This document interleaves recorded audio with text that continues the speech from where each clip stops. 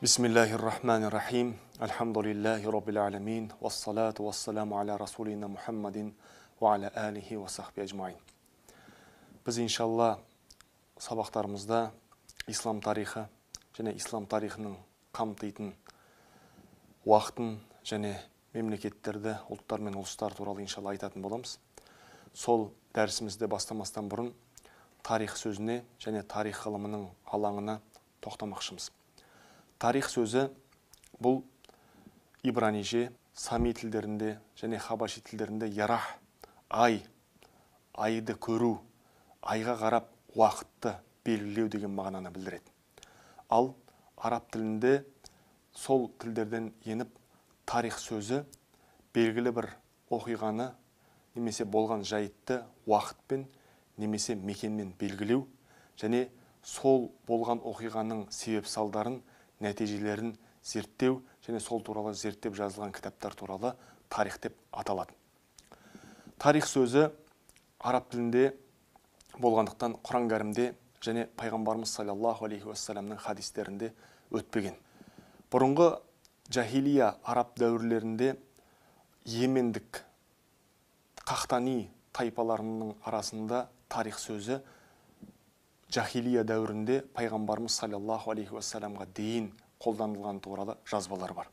Бірақ бұл оңтүстік арабтарының тілінде қолданған тарих сөзі пайғамбарымыз саллаллаху алейхи уассаламнан кейінгі дәуірлерде тарих ретінде және ғылым ретінде осы алаңға нақты ат берілді.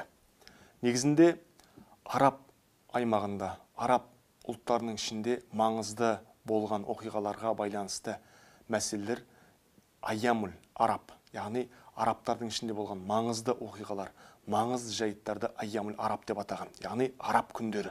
Олар өздерінің маңызды күндерін осылай атаған. Сонымен қоса тарих сөзінің орнына ахбар сөзі, яғни хабар сөзінің көпше түрі.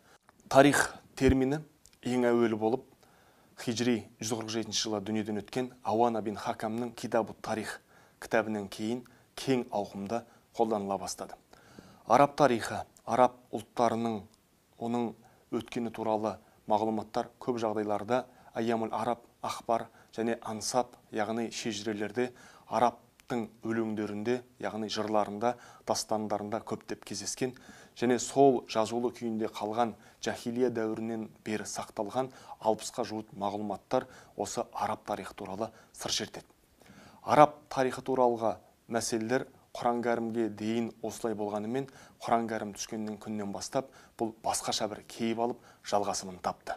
Тарихты білудің дүниеви және ақыреттік пайдалары туралы Ибн Асир Әл-Камил фит тарих кітабының кіріспесінде былай дейді. Тарихты білудің дүниеви пайдалары. Адамзаттың баршасы мәңгі өмір сүрсем деген арманда.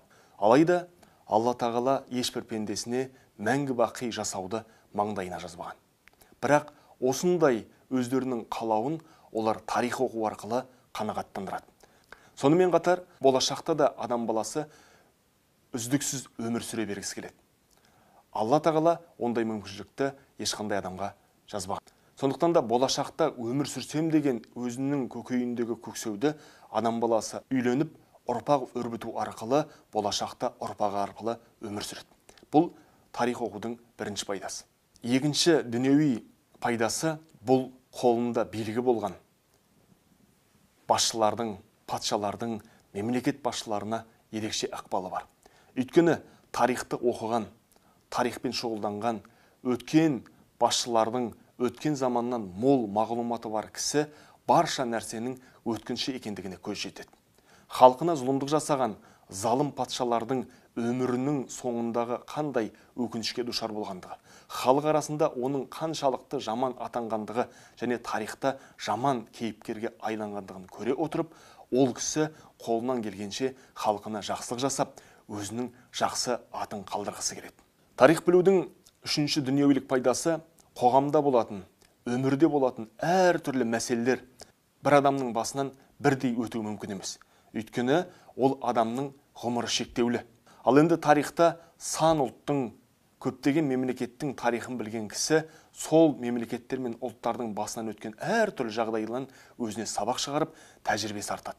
Және ол адам тәжірибемен күнімізде болып жатқан оқиғаларға ерекше сараптаумен қарап, керемет нәтижелер шығара алады. Мысалға, өзіміздің тарихымызға үңілсек, көпті көрген көнегөз қариялар өзінің артынан еріп келген ұрпаққа бұрынғы өткен тарихымыздан сыр шертіп, батырлар жырынан және тарихымызда болған көптеген керемет үлгіге толы оқиғаларды жас ұрпаққа ерекше нақыл етіп отырған. Сол ақсақалдарды ел жұрттың бәрі құрметтеп, сол кісілердің аузына қараған. Өйткені тарих білетін кісінің тәжірибесі де қоғам алдындағы беделі де ерекше зор болған. Ал енді Ибн әл-Асирдің тарих білудің ақыреттік пайдасына келетін болсақ, баршасының өмірден өткендігі және баршасының ғұмырының жалған екендігіне көз жетеді. Барша нәрсенің өткінші екендігін білген кісі мәңгілік дүниеге ынтық болады. Осылайша ол кісі тарихтан өзінің ақыреттік нәсібін алады. Тіпті кейбір риуаяттарда ерекше патшалық берген Сүлейман патша пайғамбардың жүзігінде барша нәрсе өткінші деген жазу болған еді.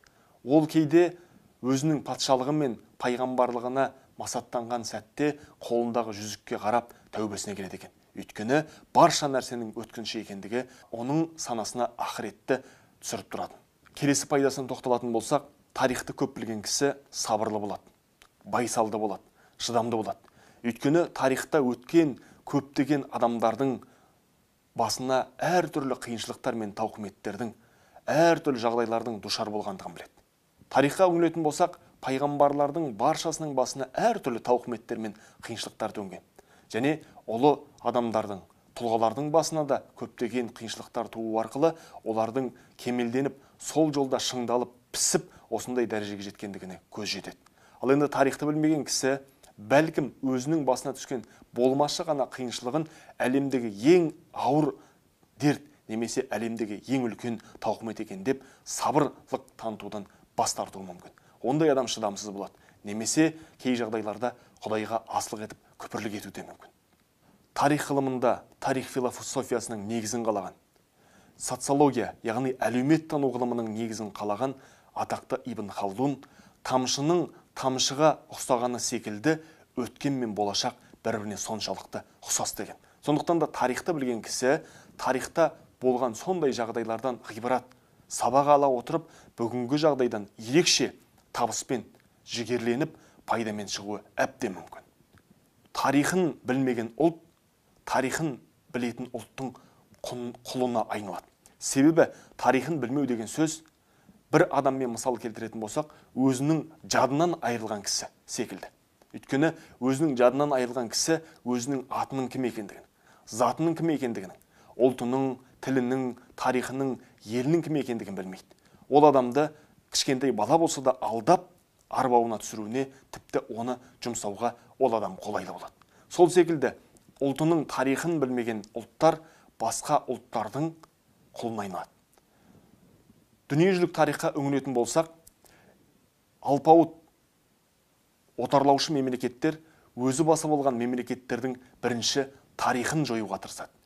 Және сол елдің тарихын түбегейлі жоя алмаса да тарихын қысқартып көрсетуге тырысады. Бұның себебі тарихы жойылған қауым өзінің бұрынғы өткен бабаларының ерлігінен, бабаларының даналығынан айырылып, сол елдің қолшоқпарына айналады. Тарихты білу адамдардың көкжиегін кеңейтеді. Өйткені адам баласы өмірге есіктің кілт соғатын тесігінен емес, айқара ашылған үлкен терезеден қарау керек. Бұндай терезе ол тарих.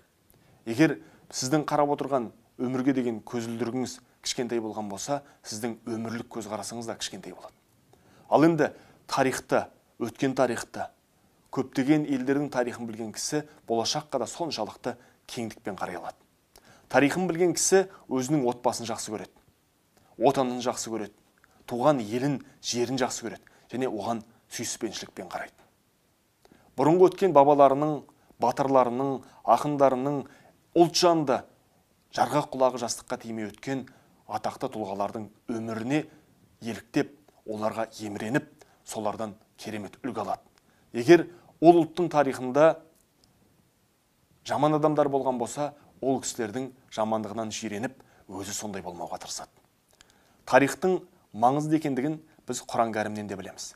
Өйткені ұлы Алла тағала қасиетті Құран кәрімде бұрынғы өткен қауымдар туралы, бұрынғы өткен пайғамбарлар туралы, бұрынғы өткен қауымдардың өмір сүру тәріздері және олардың өмірінің соңы туралы біздерге көптеген хабар береді. Және сол хабарларды беру арқылы біздерге ақыл алып, соларға ғибратпен қарап ойлануды Алла тағала ұсынады. Сондықтан да тарихты білген кісі бұл адамның көзқарасы кеңейіп, өмірге деген көзқарасы басқаша болады. Ал енді күніміздегі әлхамдулилля тәуелсіздік алып, өзіміздің дәстүріміз, тарихымыз, өзіміздің дініміз оралып отырған кезде ислам тарихын, және ислам тарихы деген кезде біздің ұлтымыздың, біздің мемлекетіміздің де тарихы осының ішіне кіріп кетеді. Сондықтан да өзге батыстық мемлекеттер тарихын оқып, әбден жаттаған соншалық, енді тарихы туралы көптеген кинолар, деректі фильмдер түсіріп жатыр. Өкінішке орай, біз тарихымызды туралы кино түсіру былай тұрсын, тарихымызды оқып білуге әлсіздік танытып жатырмыз. Алла тағала өзінің тарихын білетін, тарихындағы жақсыларды ары қаратай өрбітетін, егер тарихымызда кемшілік болған болса, соны түзететін құлдардың қатарынан қылсын. Ахиру дауана алхамдулиллахи раббил аламин.